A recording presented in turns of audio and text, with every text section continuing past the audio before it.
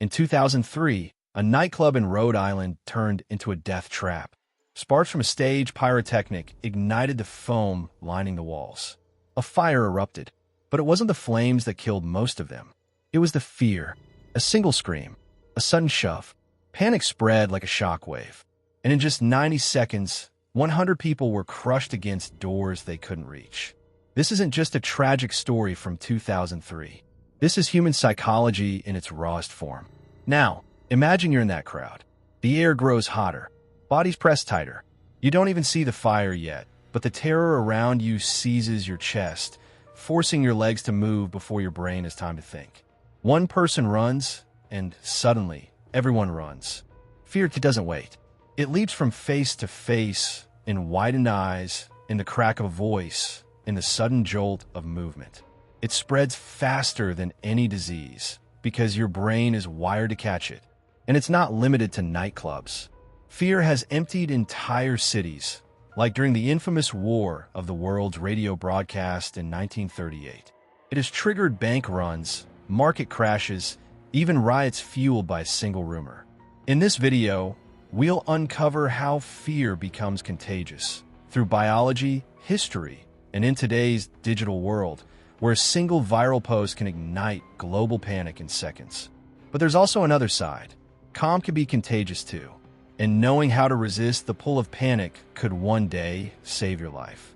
So let's begin with the science of how fear jumps from one person to another before it jumps into you.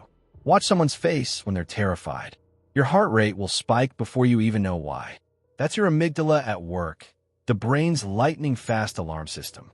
Before your conscious mind can reason, your body reacts. Your pupils dilate, your breathing shallows, your muscles coil, ready to bolt. Evolution wired us this way because hesitation once meant death. This instinct is also why fear is contagious. Scientists call it emotional contagion. A single gasp, a widened eye, even the posture of someone bracing to run, all of it hijacks your body in milliseconds. You don't decide to feel fear. It decides for you. Now to crowd. Panic doesn't just add up, it accelerates. Researchers measured it. Fear ripples through groups at nearly 1.5 meters per second, faster than most people can run. One scream, one shove, and the signal races outward like an invisible shockwave. That's how nightclubs, stadiums, or subway stations turn deadly in moments. And panic isn't limited to fire or smoke. It can be financial, digital, or even political. In 2008, the U.S. economy didn't collapse because of physical destruction. It collapsed because of fear. Within hours, $1.2 trillion vanished from the stock market. Not destroyed, just feared away. People saw others pulling money, and the panic spread faster than facts. Here's where you come in. If you stood in a crowd and panic began to surge, would you believe yourself capable of staying calm? Or would your legs take over before your brain caught up? Tell me in the comments, would you run or would you resist the herd? Because the truth is, contagious fear has rewritten history. Entire nations have been steered not by reason, but by mass panic.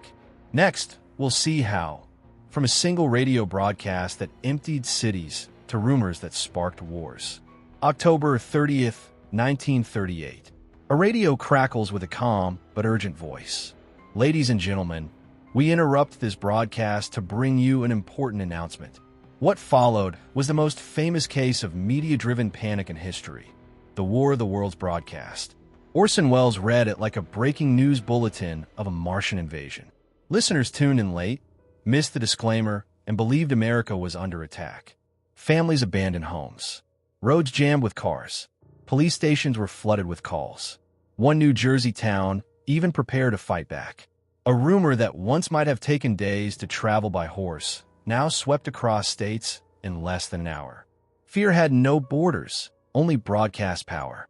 But long before radio, fear toppled economies. In 1929, when whispers of a market collapse began, investors panicked. Crowds swarmed Wall Street, desperate to pull money before the crash worsened. What began as rumors triggered a self-fulfilling prophecy. The Great Depression, fueled as much by fear contagion as by financial mismanagement. And centuries earlier, fear spread like wildfire in colonial Salem. A few strange fits in young girls became proof of witchcraft. Soon, entire communities were convinced neighbors were cursed.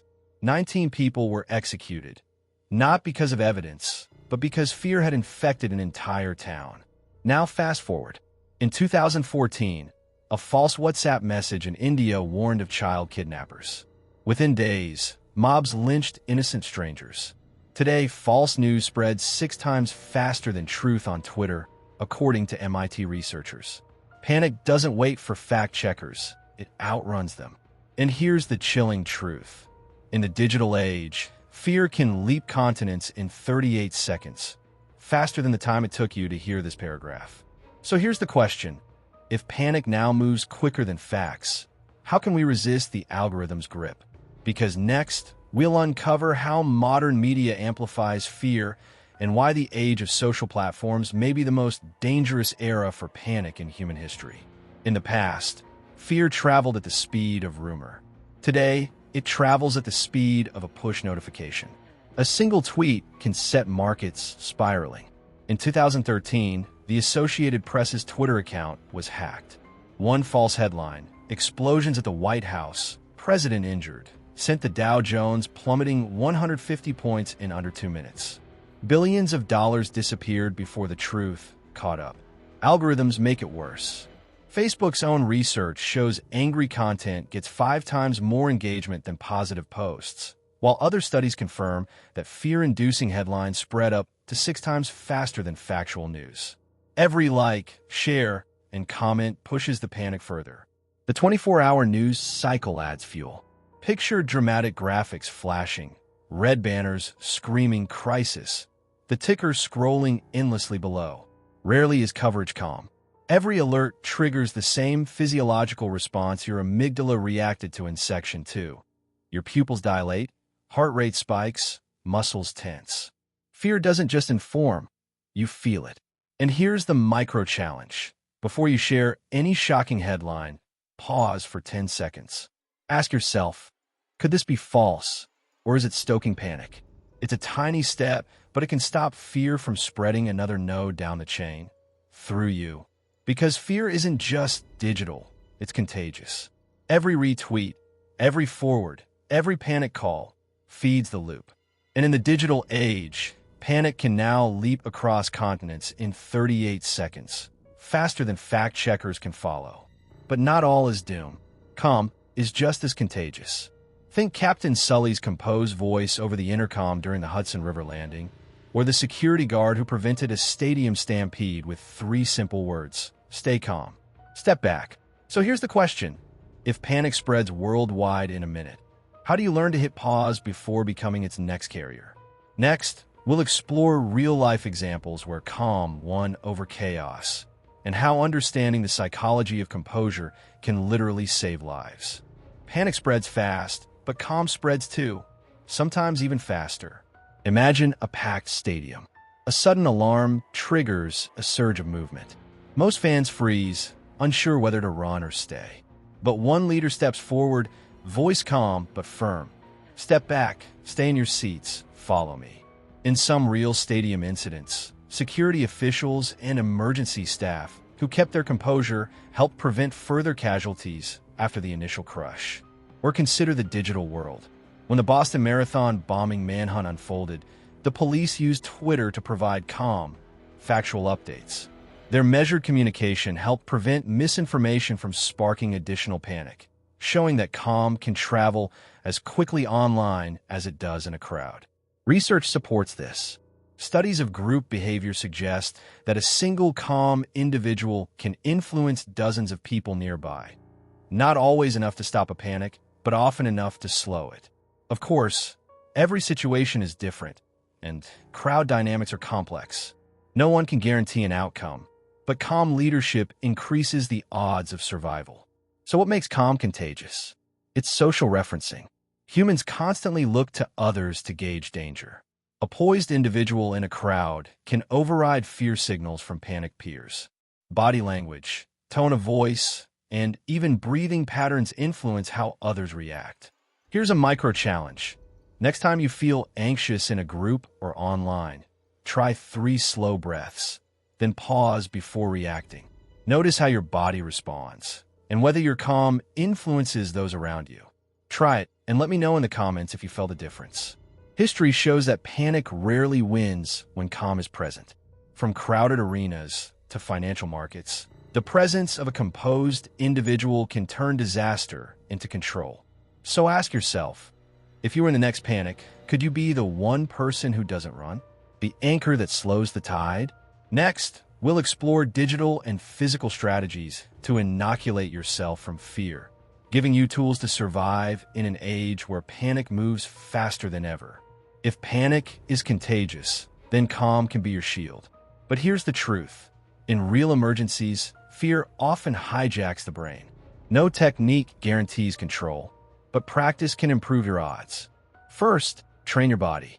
Research suggests that controlled breathing, such as inhaling for 4, holding for 4, exhaling for 6, can begin lowering stress responses within minutes. It doesn't shut off adrenaline instantly, but it gives your nervous system a chance to regain balance. Second, train your attention. In chaotic situations, most people scan for threats, but the calmest individuals deliberately look for exits, safe zones, and reliable information. This shift, away from fear signals and toward practical action, can be life-saving. Third, train your mindset. Many alarms and sudden noises aren't actual threats. By practicing pause, scan, decide, you interrupt the automatic chain reaction that fuels panic. But remember, sometimes immediate flight is the safest option. The key is not to always pause, but to condition yourself to distinguish real danger from false alarms. You can try this micro-challenge right now.